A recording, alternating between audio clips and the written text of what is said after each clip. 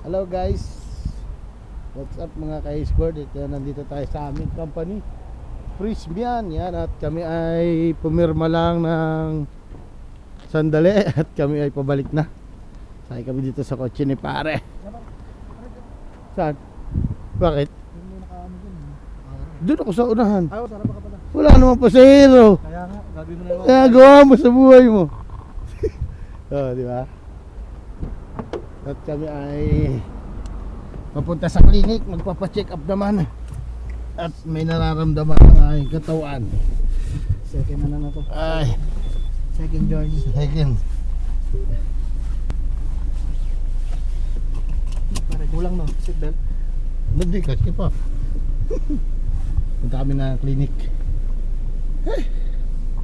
Nandito kami sa company namin yan. Ang company namin, Frisbean.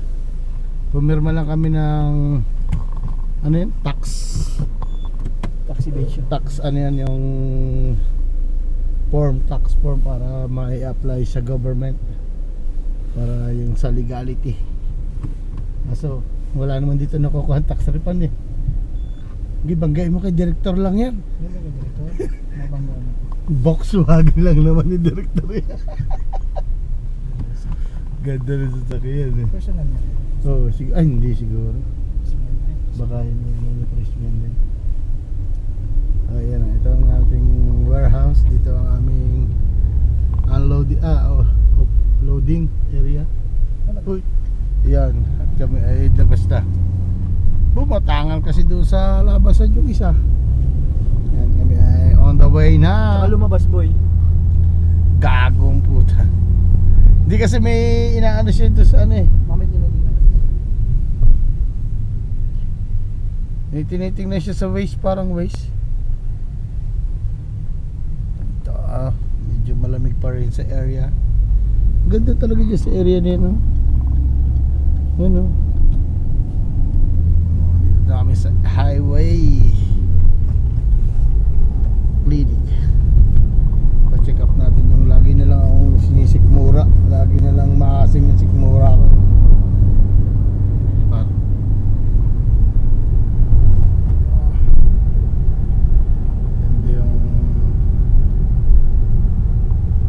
Papasok yung truck oh. Pumaplasher eh. Ba't pumaplasher siya tapos hindi naman siya pumasok? Loko tong truck na to ah. Hindi oh, naka-plasher siya. Nakalimutan niya yan. Plasher yan. Or ano lang, ibig sabihin ni warning sign na tag ito, yung malaki siya. Parang gano'n no. Ganda dito. Nawala na yung snow eh. Nawala na yung snow, unti-unti na lang yung natitira. Green na ulit. Oo. Nagkaano na, tulig jibin. Malapit na uling mag-taxiball. Malapit na naman. Unti-unti na lang umiinit. Tsaka yung liwanag niya, ang ano na, Matagal na yun. matagal na yung liwanag. Hindi katulad dati, alas 4 ng hapon eh. Wala na no. Alas 4 ng hapon dati, halos hindi mo na makita ngayon eh. Mga alas 6 na bago dumilim. Ayun, dito may mga snow pa sa mga gilid. Ano, ang bilis ng lusong mo. Si ano nga kahapon dyan, si Andrea 60 plus ah. 60 plus, sabi ko ba 62. Ano, samantalang dapat eh mababa ka lang dito kasi ano 40 Ayan, yan eh. 50. Dapat ka 62 nga si Andrea dyan kahapon. Warning device pala pre, hindi siya flasher. Ibig sabihin yung ano siya, malaki yung heavy load dyan. Warning. Ayan. Malapit na kagad kami sa ano, sa clinic. Pa-check up tayo para makabili na rin ng gamot. Yung ilog nga pre, umagos na yung tubig. Pasok kami dito. Ay, pagkapit kaya ako dyan pre. Diyan ako nagpagapit. Pagkapit kaya ako dyan sa parlor mong yan. Mabait din ako. Tawa pa ng tawa sa akin kasi. Bakit? Pinaanin ko eh. Sabi ko, Rubik, ano lang, pogi. Sabi ko, pogi. Ikaw lang mag-isa pumunta? Oo. Tapos ano, Sure, sabi ko same ano lang, sabi ko same hair, same face ha. Dito na kami sa clinic. Yun oh. Para bakante na. Para isang atrasan na lang yan. Oh ha, dito na kami. Thank you Lord. At kami ay bababa na. Uy. Punta na akong clinic. Yan oh. Pare, ang aming service, mahiwagang service. Punta kami ng dito ang clinic namin para ano, tara. Pa-check up na rin tayo habang tayo ay nandito. Sayang yung ating oras. Si ano to ah, yung nurse yun, di ba? Problem. Ay, ay, ay. Ay. Yung aming nurse. Wala. Oh, si Marina. Si Marina. Punta kami sa clinic para kami ay ma-check up na. Kaya abot na natin yung ating ano, president. Dito kami sa clinic kapatid. Pasyente. Wala nang empleyado. Dito kami sa anong clinic. Tahimik na tahimik. Oh. Wala, saglit lang kami. Puro matatanda. Mas unang Oo, puro ano. Nagtagal nga lang. Kinuwinta ng kuwinto si Manang. Kaya may tagal. Ayan. Wala tayo ng minuto pa rin. Wala pa, perma lang eh. Yan mga ka-escort, at nakalabas na tayo dito sa clinic. Naglalakad na ako. Susunod na lang ako kay Lapare, nandun na sila sa may Copland, sa may grocery. Kasi kanina pa natapos si Mare. Eh naiwan ako para sila yung makapamili na, at ako nandito na. Naglalakad ako. Nakaano na tayo ng ating reseta ng gamot para sa ating bibilhin. Tayo ay makapag tayo ay makabili ng ating gamot ng reseta. Ayan, pumunta tayo dito sa clinic, sa butika para tayo makabili. Dito rin yung sa grocery. At nakaano na lang yung ano, ipapakita lang natin dun sa clinic yung message sa akin, text message. Nasa text message yung ano, ipapakita sa pharmacy. Ayan ah, para mawala na yung acid natin. Pa-check up na para hindi na lumala. Nandito na sila. Nasaan kaya mga yan? Dito rin nila ko hintayin eh. Ayan. Tayo sa Copland, dyan sila sa loob. Uy, may bagong kebab dito ah. Saan kaya nakaparada ang kotse na pala? Ito ang kotse nila. Ayan na, dito na yung mag-asawa. So, nandyan sila sa loob. Tingnan natin. Pasok tayo. Pero hindi ako makapag-video sa loob. Bawal dito eh. Sige lang, kita-kits. Dito muna tayo. Yung grocery to the max ang aking kasama. Dito muna kami sa loob ng grocery. Ito lang binili ko. Tinapay at burger. Ayan lang ang ating binili. Ayan, no? Parang wala namang sakit. Oh. Yan, dahil pinamili ni Pare. Dahil sa bawal nga sa akin yung maasim eh. Bawal daw, maasim. Daming bawal, parang ayaw na akong pakainin. Sabi mo, huwag na pakainin daw. Katotohanan lang. Ayaw akong pakainin na ata. Bawal din daw alak. Oo.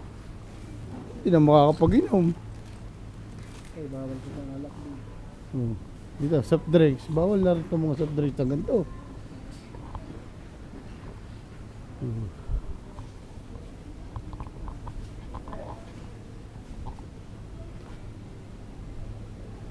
Bawal na lahat.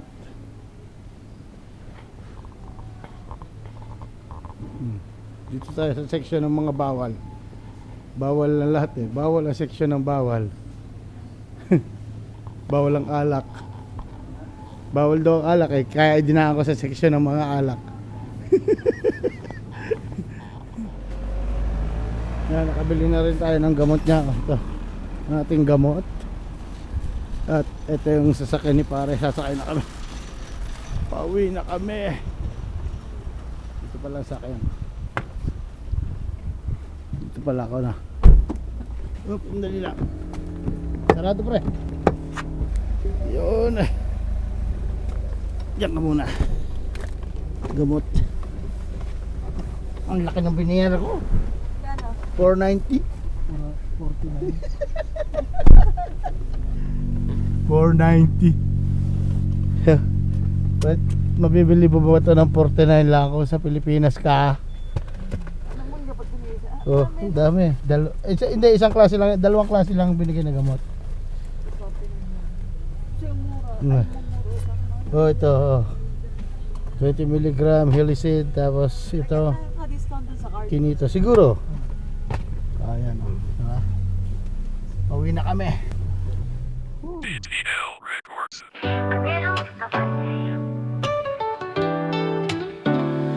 Gagawin ang lahat para sa pamilya. Sa bawat hakbang sabay-sabay tuwa't ligaya. Masaya sa buhay kahit sa magpunta. Yan si Nelo Abante. Walang sawa, laging andyan para sa pamilya. OFW sa check, may puso'y paraman sa buhay. Pangarap ng mas maging hawak para sa kanyang pamilya. Masipag magtrabaho, kinatatakot, masakripisyo. Bilo ng mundo pero para sa'yo walang imposible. Sabi nila mahilig sa babae pero si Mrs. lang na nag-iisa. Siya'y tapat, walang kapantay sa buhay at pag-ibig. Siya'y tangan-tangan mataas ang pangarap. Hindi lang para sa sarili, kundi para sa mga mahal kong kahit laging masaya walang mali. Gagawin ang lahat para sa pamilya. Sa bawat hakbang sabay-sabay tuwa't ligaya. Masaya sa buhay kahit saan magpunta. Yan si Nelo Abante. Walang sawa, laging nandyan para sa pamilya. Sa mga vlog, aliw sa lahat. Tawat kwento wagas, tulad ng mga laban. Walang pagod, walang hinto.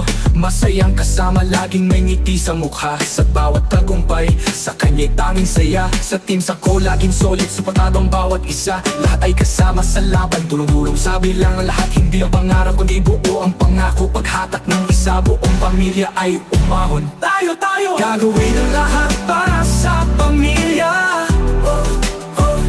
Sa bawat hakbang sabay-sabay tuwa't ligaya.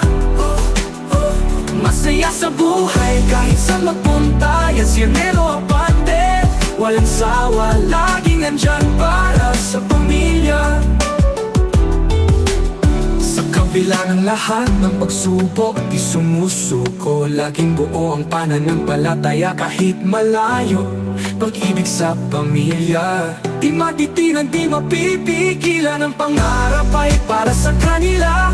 Ang buhay ay walang hanggan. Mataas ang pangarap, taas nooy aabot sa langit. Pag-asa'y laging buhay kahit ang daan ay mahirap. Sa bawat hakbang siya'y umaabante. Nelo Abante, ang pangarap ay malayo pero tiyak. Para sa pamilya, para sa kanila. Si Nelo Abante laging tapat at masaya. Sa buhay wala nang Dumaan muna kami dito at kukuha lang ng parcel si pare. Dito kami sa may Lidl. Kukuha lang saglit ng parcel. Ang sarap na ng panahon, oh. Mainit na. Kita mo, nakakapagbukas na ng jacket. Ang sarap, ang init.